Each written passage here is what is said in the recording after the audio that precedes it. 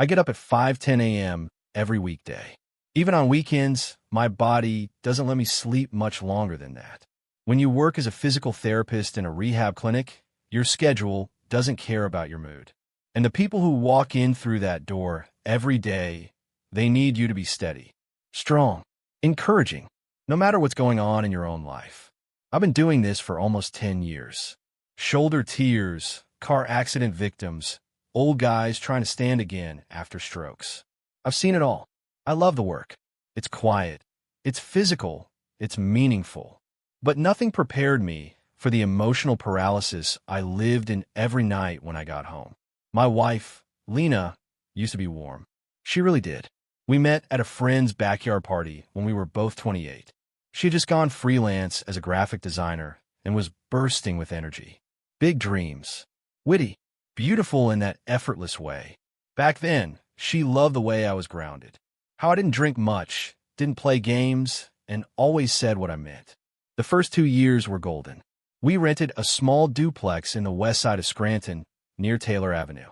It wasn't fancy, but it had a tiny backyard and a cozy kitchen. I worked my shifts and helped her set up her portfolio site, even bought her a new laptop when her old one overheated. She cried when I surprised her with it. Said no one had ever believed in her the way I did. That was then. Somewhere around year 4, things shifted. It didn't happen in a dramatic way. It crept in, quietly. At first, it was her brushing off my hugs when I came home. Then it became her spending entire evenings with headphones on, locked in her screen, working on some campaign or logo design for clients I never met. She stopped asking how my day was, stopped telling me about hers. But it was the way she started talking to me that cut the deepest. Anytime I expressed something, whether it was about us not being as close, or how I missed our date nights, or that I felt invisible, she'd just sigh, roll her eyes, and say, "Then go find someone else, Ethan." It became her signature line, like a damn ringtone. I'd be standing there with my lunchbox still in hand after a 10-hour shift, just trying to be heard, and she'd hit me with that. "Then go find someone else." I didn't yell. Never have. That's not me. I grew up watching my father scream at my mother, and I swore I'd never bring that energy into my own home. So I'd go quiet. I started volunteering for more weekend rotations at the clinic. Helped a coworker renovate his garage on Saturdays. Anything to stay out of the house a little longer. At night, I'd fall asleep on the living room couch, pretending I was just too tired to move. Truth was, I didn't want to lie next to someone who acted like I was a burden. I suggested therapy once. She scoffed and said we didn't need strangers in our business. I asked if we could schedule time to just talk, go for a walk, maybe grab a drink at that quiet place on Pittston Avenue we used to love. "I'm not in a mood for playing house, Ethan." Those were her exact words. The irony? I paid off her student debt 2 years ago. She didn't even ask me to. I just did it because I wanted to relieve her stress. She thanked me with a quick peck and a distracted, "That's nice." There's a kind of loneliness that settles in when the person next to you pretends you don't exist unless they need Wi-Fi reset or someone to bring the groceries. I started to feel like a ghost in my own marriage. And the thing is, I never cheated, never even flirted. I just endured, quietly, until I couldn't anymore. The breaking point came on a Thursday night. I came home late, had stayed after work to help a 14-year-old kid learn how to walk again after a dirt bike crash. I was emotionally drained but proud. I wanted to tell Lena about it, just share something human. I walked in, and she was on a Zoom call with someone, I think a client.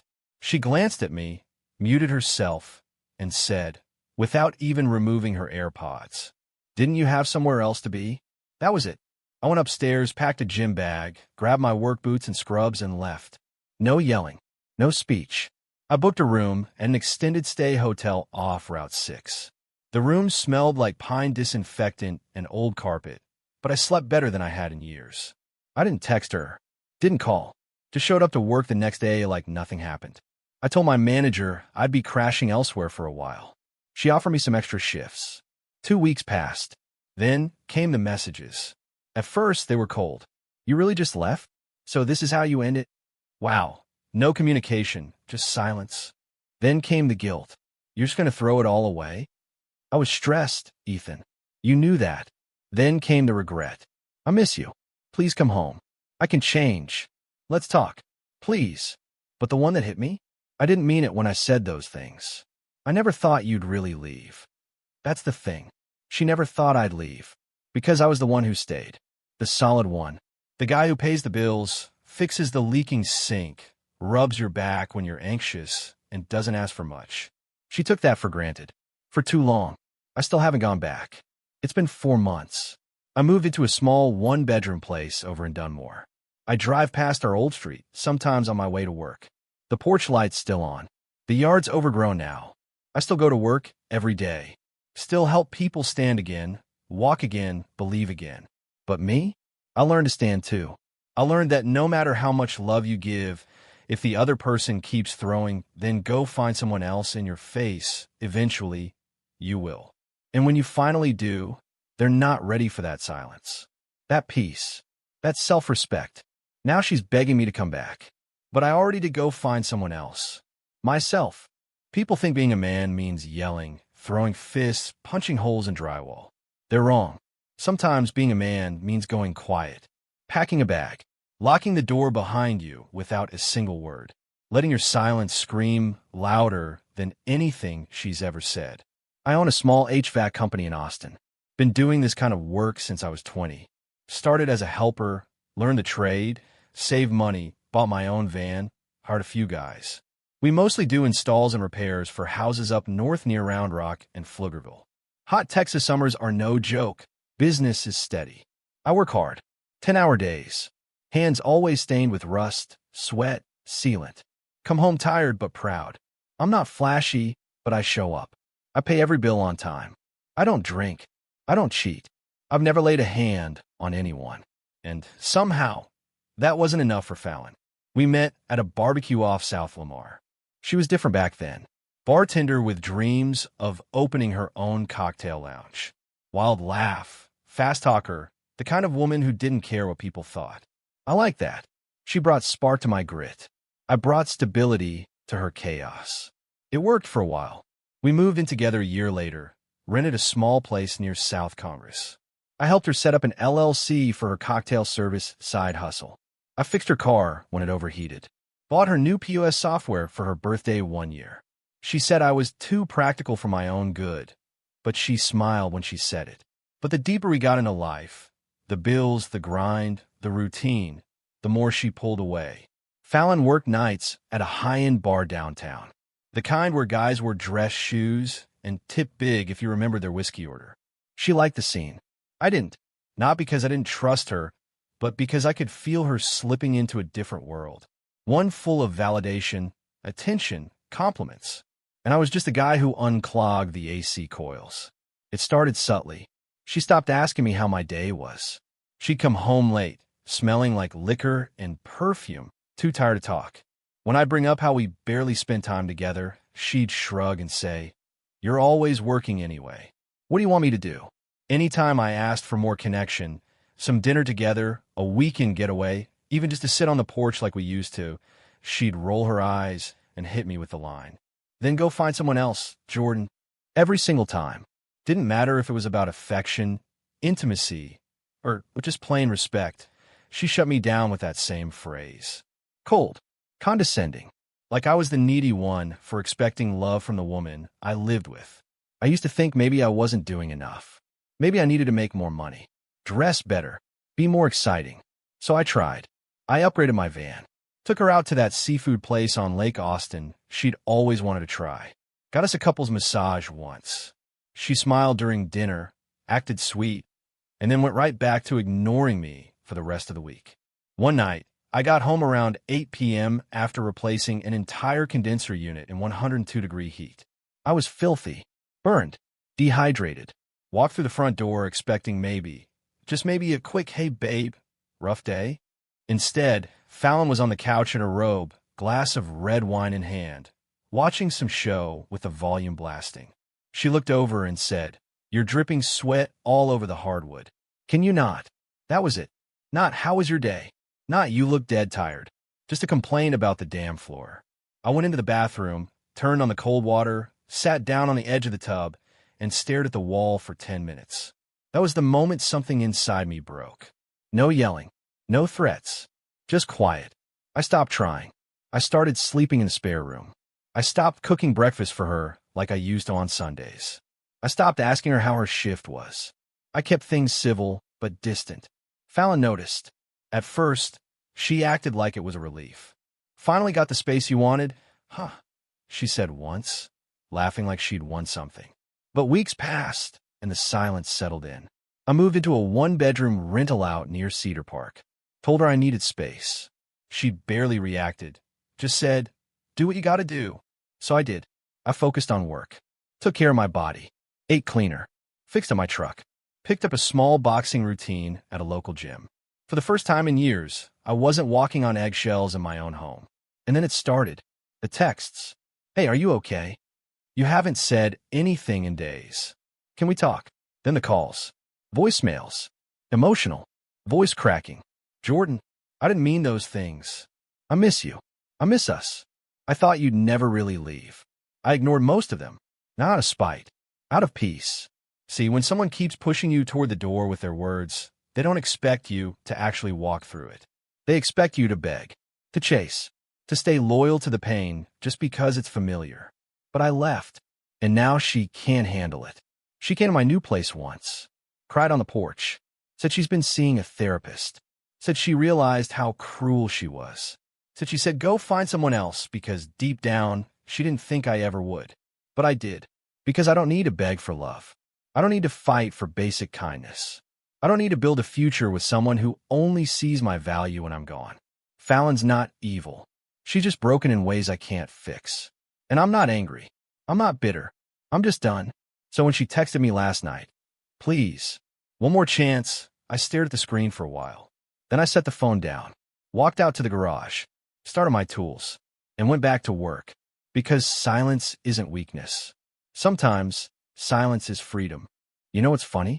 When a woman says, "Go find someone else," then she says it like it's a threat. Like you won't. Like you're too soft, too loyal, too worn down to actually go. But one day you do. Not because you found someone new, but because you finally found peace. My name is Matthew Ruiz. I'm a math teacher at a public middle school in Sacramento. I've been teaching 7th and 8th graders for over a decade. Most people wouldn't last a year in that job. The stress, the pay, the constant pressure. But I love it. It gives me structure, purpose. And in a city like this, where rent keeps going up and kids are struggling more than ever, having someone consistent in the classroom matters. That's always been me. Consistent. I met Amanda through a mutual friend when I was 30. She was selling homes, new to the real estate game, but already dressed like she was on HGTV. Blazer, heels, confident smile. She had that go-getter aura. I was the quiet, grounded one. I brought calm to her ambition. She brought fire to my routine. It worked. For a while. We got married in a courthouse ceremony 2 years later. No big wedding, just us and 2 witnesses. She wanted something simple, so we could save for a condo near Midtown. I was proud. I thought we were building something solid. At first, it was good. I'd get home around 4:30 p.m., start dinner, and she'd roll in by 6 or 7. Sometimes later if she had a showing. We'd eat together, talk about our days. She'd vent about flaky buyers and overpriced listings. I'd share funny stories about the kids in class. She used to say, "You have the patience of a saint, Matt." But ambition is a double-edged sword. Amanda started climbing the ranks. In just 2 years, she went from showing rentals to selling luxury homes in East Sacramento and El Dorado Hills. She was hungry for it, the image, the recognition, the lifestyle. Suddenly, our dinners turned into solo meals. Our weekends turned into her open houses. Our conversations turned into her monologues. I didn't mind her success. I was proud of her. What I minded was how she changed. She started comparing everything. A friend of hers was dating a dentist. Suddenly, I wasn't refined enough. Another friend married a tech exec who worked remote and made 6 figures. Suddenly, being a teacher was safe, comfortable, ordinary. She never said it outright, but it dripped from her tone, her body language, her offhand comments. You know, if you had your master's, you could work in admin and make more. Don't you ever get tired of wearing those same polos? I met this client today. Her husband works in finance. They're buying a house in cash. I laugh it off, stay quiet, keep the peace. I wake up at 6 a.m., prep my lessons, try to get the Wi-Fi to work in my aging school building, and come home to a wife who looked right through me. The intimacy? Gone. The affection? Cold. The respect? Fading. And then came the line. The same one, over and over again, anytime I asked if she still loved me, if we could spend time together, if she missed how we used to be. If you're not happy, Matt, then go find someone else. She'd say like a joke, like it was impossible. As if I didn't have options. As if she was doing me a favor just by being there. But I wasn't looking for someone else. I just wanted her. Not the realtor. Not the Instagram version. Just Amanda. The one who used to lay on my chest and trace circles with her fingers while we watched bad movies on the couch. But she was gone. The breaking point came on our anniversary. I'd booked us a weekend at a quiet B&B in Napa. Nothing crazy, just a small spot with vineyards and no cell service. I told her about it 2 weeks ahead. She said she'd try to make it work. The day before, she canceled. Said she had a big showing for a multi-million-dollar listing and couldn't pass it up. She didn't even look guilty. That night, I came home from school, sat on the couch, and just stared at the wedding photo on our mantle. We looked happy in that picture. 2 kids in love, no money, no pressure, just hope. I felt like I was living with a stranger. I packed a bag the next day. Left a note. I'm not going to find someone else. I'm just going to find myself. Good luck, Amanda. I moved in with my cousin for a bit. Small guest room in Natomas. No privacy, but it was quiet. Peaceful. Nobody was mocking my job or measuring my worth by my income. Weeks went by. I didn't hear from her. I thought she'd moved on. Maybe she did at first. Then the text came. Hey, are you okay? I didn't think you were serious. Are we really done? Just like that? I didn't reply. I was busy rediscovering myself. I took walks again. Cooked dinner without rushing. Talked to my students without dragging the weight of emotional neglect behind me. I even started tutoring on the side, something I'd been too drained to do before. Amanda called me a month later, crying. Said she was sorry. Said she didn't realize how cold she'd become. Said she kept telling me to go find someone else because she was scared I eventually would, and that made her feel in control. I let her talk. I listened, but I didn't promise anything. It's been 6 months since I walked out. She still messages me sometimes. Says she misses the man who loved her through her chaos. Says the house feels like a museum now, big, quiet, full of things, but empty of meaning. She says I was too good to her, and she treated me like I was disposable. And now, the woman who used to mock my modest salary, who used to turn her back on me when I came home tired, now she cries at night and says, please come back. But I won't, because I finally realized you can love someone and still outgrow their disrespect. I didn't go find someone else. I just stopped waiting for her to come back to herself. And in that silence, I found me.